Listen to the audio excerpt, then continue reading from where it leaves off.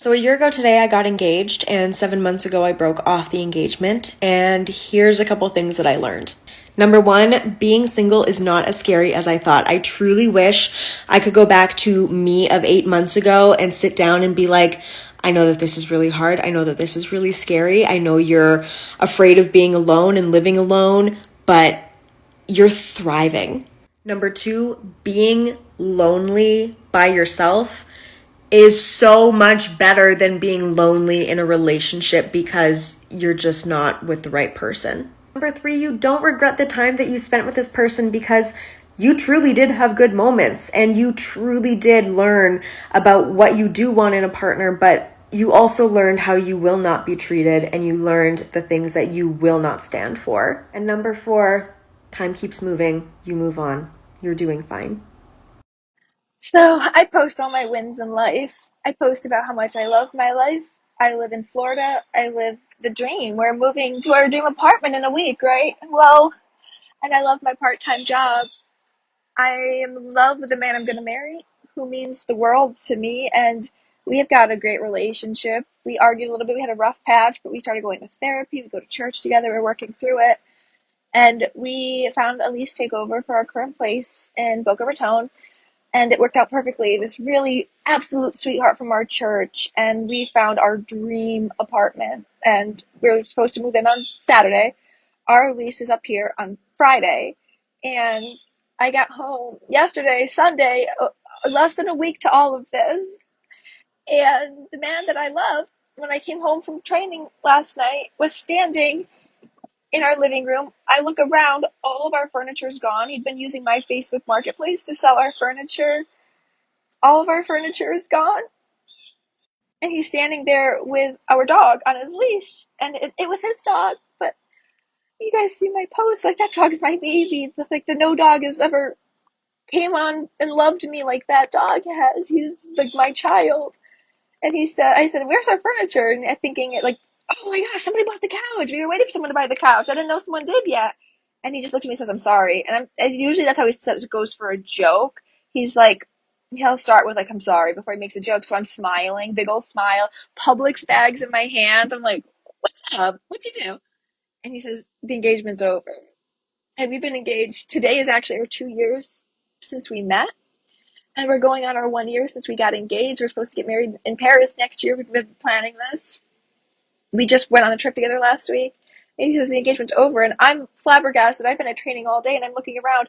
Every single bit of furniture is gone. This man didn't even leave me a pillow to lay my head on. So he left, and he tried to take the ring back, but I said, no, no, we'll figure this out. But you're the one breaking off the engagement. We'll figure this out. Please don't take my ring. He custom made it for me. And he left in a U-Haul and wrote me a 2-page letter that was one paragraph saying that we're not sustainable long term. And the rest of it was career advice, all classic Todd advice, as he called it, telling me to be strong. And he left me the valuation for the ring if I want to buy it from him. We had one conversation on the phone last night, and I said, you didn't leave me anywhere to sleep. I don't have a home right now because I can't move into the place by myself. I'm literally like homeless at this point. And he says, I left you somewhere to sleep. I left you your rug.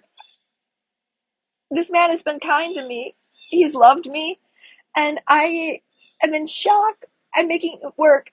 Everything happens for a reason. I'm faithful, trustful. I believe everything is going to work out. How I knew I needed to walk away from the person that I was engaged to. So I had been with this person since I was 25. So it had been like 2 years. We had like a really stressful vacation, got into a bunch of arguments, and weren't doing well, and some things were said that can't be taken back. So I broke off the engagement at that point. It was April of 2023, but I didn't end the relationship. I said we can be whatever, like boyfriend, girlfriend, just not engaged, to work on our relationship, because I did feel like he did genuinely love me, and I think he did everything out of love. It just wasn't done in the right way and caused a lot of pain for me. So then for 6 months, we were working on this relationship. I was kind of like, I don't know, but I also like don't know if I should break off the relationship. So then I did this week-long retreat at a place called Savannah, and it's like a wellness resort in Arizona that has classes like journaling, yoga, Pilates, everything. And there's a spa. And one of the treatments at the spa was Reiki. And I'd never done Reiki before, but something in me just decided to do it. I don't know if that was the only thing that was available or what it was, but I booked it. And I did it. And afterwards, I felt this overwhelming sense of release or relief or something. And I slept for like 2 hours. I knocked out in the middle of the day, which is not typical for me. And then I went to the pool, did a journaling session where I realized I need to walk away from this. This is done. I feel freer when I think about myself not with him anymore. So that day I broke up with him and I never looked back. Now I'm happily single. I'm dating. My ex-fiance and I did have a really deep connection that I do wonder if I'll ever find again, but it just wasn't worth it for me. The relationship just wasn't working. I know it can be a tough one, but if you're feeling it and if this resonates with you, maybe you need to walk away too. All right, love you. It has actually happened. I am living proof that after breaking off an engagement, ending a 10-year relationship, it is possible to find love again. I've spent the last 3 years just focusing on myself, my self-care journey, and I did all those things so that I can be happy by myself. And I actually attained that goal where I was able to be by myself, be happy, not in search of anything except being at peace on my own. People would be like, oh, you'll find somebody when you least expect it or when you're not looking. I'm like, I don't care. Like I literally could care less. I'm not looking. I don't care to find anyone. And to be honest with you, I was at a point where I thought I wouldn't even want to. Like, even if I did find somebody, I wouldn't want to do the work because I know how much work it takes to be in a relationship. I was in a 10-year relationship. I was like, I know how much work it takes and I don't want to do it again. And then literally when I was just like, okay, being single, like literally to the point where I was like planning out my life as a single person. I'm like, okay, I still want kids. How do I have kids as a single woman? Like, how do I get a sperm? Like, I was that level of okay, I'm single. And literally when I got to that point is when he came. And I'm so fortunate that it's somebody who literally is everything that I needed. The key is that I did so much work on myself that I wasn't willing to settle because I knew what I can bring to the table. I knew everything I was looking for in a person, I can reciprocate. And to be honest with you, I thought because of that the person that I wanted didn't exist. I literally thought I'm looking for too good of a person. That person doesn't exist. I guess I'm gonna just be single. And lo and behold, he does exist. You know what's crazy? He literally is everything that I've wanted, everything that I look for. He makes me soft. He makes me feel like I deserve the world. And that's another thing. My next battle is constantly reminding myself that I do deserve this. Cheers to that. Extremely lonely. I was always doing things by myself. I thought that we had a lot of shared interests. So like when we met, it was COVID.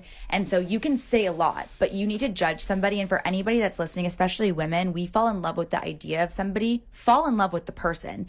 That was really hard to do during COVID when like you can't actually see what they're like in the real world. So as an example, he worked in music. We never once went to a live concert together. I love music. Like I live for live concerts. And so it was really hard to judge when we were first getting together, like what our life would actually be like in the real world. And once the real world came, it was like I was alone a lot. I love farmers markets. I love going for walks. He didn't enjoy any of that. So I was alone a lot. That was like the first thing. The second thing was like I felt like I was constantly choosing between what I wanted to do and what he wanted to do, especially when it related to our core values. So like family. There's been so many family events I've missed. There's been a lot of friends events that I missed. I missed a lot of summers in our family lake house in Muskoka. I missed a lot of Christmases because I was constantly choosing between my person and my family and my values. And then the last thing was like, I felt like my light was getting dim. I felt really sad. And not because he's a bad person, honestly. And I don't think he is a bad person. He just wasn't right for me. And I don't think that I made his life better because I probably did nag him a lot because I wanted to do certain things. And that was the moment where I was like, before this ends badly, like, this isn't right on either side. And I knew I was as toxic for him as he was for me. And that was the moment where I was like, I'm too smart to get into a path where I know one day there's going to be deceit and lying or whatever comes. This needs to end here. Okay, did not think that my engagement ending video on TikTok would get as many comments as it did. And to be honest, it was just like super validating, because I feel like when I was going through that one, I didn't really want to share everything on Instagram just because it felt really personal. I felt like there's a lot more judgment that comes on Instagram. I feel like TikTok, and also the platform Sunroom that I talk about, where I share a lot of my grief experience and answer questions about my engagement ending on there, it just felt a little bit safer. But it's super validating because I just feel like I was never seeing a lot of content around like people ending their engagements. I felt a lot of embarrassment. I felt a lot of shame. I felt like I'd failed in my relationship because we had this whole wedding planned, and there was just a lot of embarrassment that came along with it of, telling my family members that it's called off and stuff like that. And obviously I know that there isn't anything embarrassing about ending a relationship that is not good and healthy for you, that is not meant for you. But there really aren't a lot of conversations around that. Or at least like I had found, and it was really hard to process, especially because like I am 33 and I really do want to be married and I want to have a family, and there definitely is an internal clock when it comes to being a woman and having children, and there is a lot of pressure for those things. But there's no way in hell I'm going to stay in a relationship that is not meant for me. And so I kind of want to share a little bit more about my relationship ending here and kind of how I've moved through that grief, whether it's here on TikTok or here on Sunroom. I share a little bit more juicy details on Sunroom just because it feels like a safer platform to do so. But I would love to hear your stories in the comments and just kind of like how y'all are now. And to be honest, like I'm so fucking grateful that I did not marry this person. He is not the person for me. It made it very clear. Like I'm just so glad that I didn't end up marrying him, because we would have ended up in divorce. But again, like this is just a reminder that it doesn't take away the trauma from that experience. And sometimes it's hard to hear when people are like, oh my gosh, like so glad you dodged that bullet. And like, absolutely yes, but still like there's still grief and trauma associated with like letting go of this life that you thought you were going to have with this person. At least for me, there was like a really big switch in personality and a lot of betrayal and shock that came along with the engagement ending, and really having to process like not really knowing who this person was that I was going to marry. So sending so many hugs to people that have gone through this too, because it fucking sucks, but we're strong bad bitches and we're fucking killing it, and what is meant for us is going to come to us tenfold. What is a girl supposed to do when their boyfriend leaves them for not another woman, not another man, but another couple, and he's now in a throuple, or whatever you call it? I don't even know what to call something like that. I don't even know if, like, is it fully legal? I don't know. I just don't know how to feel. I don't know how to feel. He booked a trip while we were still together to his family vacation home with just this couple. And then 3 days after he broke up with me, he booked another trip to go visit them in their home country. And then I just found out yesterday, which is why it's becoming really fresh again, is I just found out that he moved in with them. So the three of them live together now. So apprehensive to move in with me in our long-term relationship, but then moves in with this throuple. I literally can't make this up. I genuinely am like questioning everything I've ever done to like land me in this moment right now, because when I heard the news from a friend of a friend that he moved in with them yesterday, I lost my fucking shit. I crashed out for sure. He was so close with this couple that he would do everything with, and when I started to question it, I'm like, okay, you guys are a little like inappropriately close. I'd start to question it in our relationship, and like he broke up with me because I was like questioning it so much. And it turns out like it was for a reason. Like I had reason to be concerned at the amount of time he was spending with this couple. It's just the weirdest thing and the weirdest dynamic. And I'm like, I'm at the point now. Yesterday I crashed out. I'm at the point now where I'm like laughing at it, I think. I hope. But if anybody else has experienced this or anything, please let me know. Please. So I know I'm not the only one in this fucked up situation. Thank you. Today was supposed to be my wedding day. But instead, I'm spending it alone because my fiance got cold feet. And I can't even talk to him because he needs space. So I'm going to a concert by myself.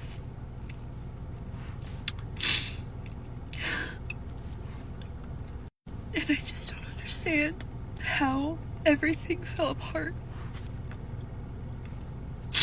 I really don't. I don't know what I did to deserve this. So to anyone who's going through it right now, I am right there with you.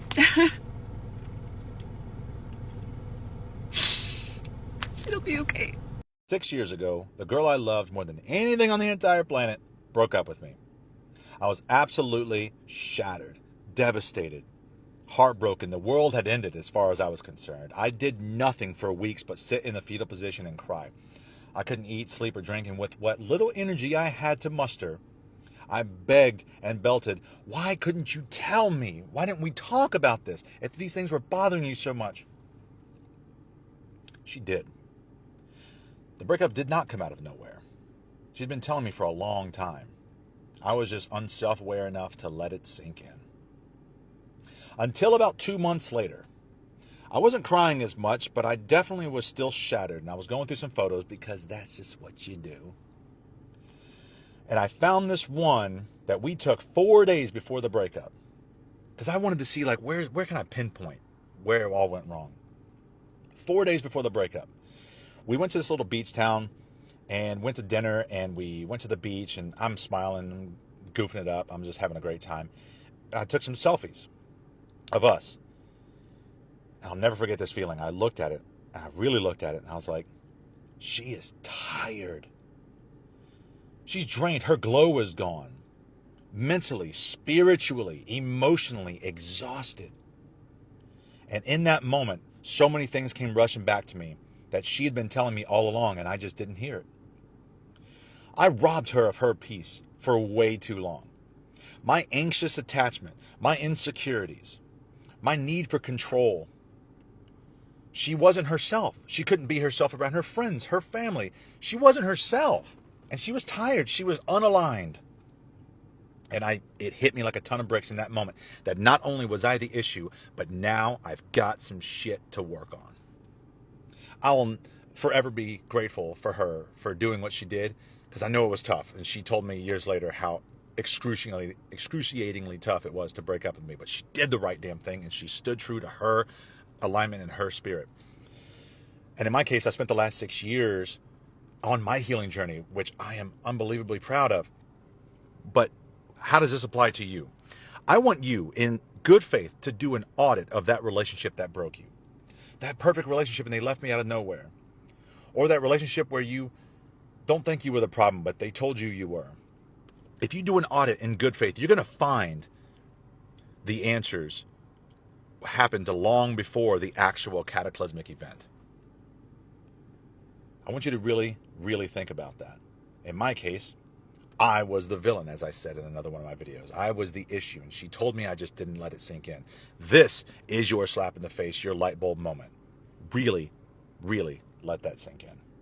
6 months ago, I thought I was going to be getting married today. Spoiler alert, I am not getting married today. I am 3 months post my engagement ending. I actually haven't talked about it at all on here because I've just been in the process of healing and figuring out my own emotions about it. But what I do want to share are some of the things that have been helping me in my healing process. Number one is giving myself the grace and the space to feel things. I think like most, it's super easy to try and just push and ignore and avoid. But really some of my best days have been when I let myself feel and grieve the day before. Does that make sense? I know a lot of people say this, but healing is anything but linear. And just letting that be okay and giving yourself the grace that even if you've had a really good couple of weeks, you're allowed to have more bad days. The second has fully embracing the out of sight, out of mind. I think I struggled with this so much because for whatever reason I thought it was petty. It is not petty. Not seeing, not researching, not looking at things that you know are gonna hurt you. When I say doing that has been one of the best things. Not looking up, distracting myself when I want to look up, putting my phone down, putting it across the room, picking up a book, doing anything but looking. Another huge one for me was consistently having people around me and things to distract myself. Like for instance, obviously today was our original wedding date, so I'm visiting family and my best friends in San Diego to surround myself with people that I love when things can be hard. Your support system wants to be there for you and wants to help you. Lean into them. Lastly, and this is something that I'm actively doing, do everything to focus on you. Just focusing on yourself, your physical, your mental, your spiritual. Just pour into you. Like I booked myself a new gym. I'm booking myself trips. I have a new personal trainer. I have a nutritionist. Taking all of that space that I held for somebody else and putting it back into me. So freeing, so empowering. Honestly, it's just made me feel like badass. Today is a better day for me. Tomorrow might not be. Next day might not be. Give yourself grace, give yourself patience, give yourself kindness. Even when it feels like nothing is gonna be okay, it's all gonna be okay. Love you.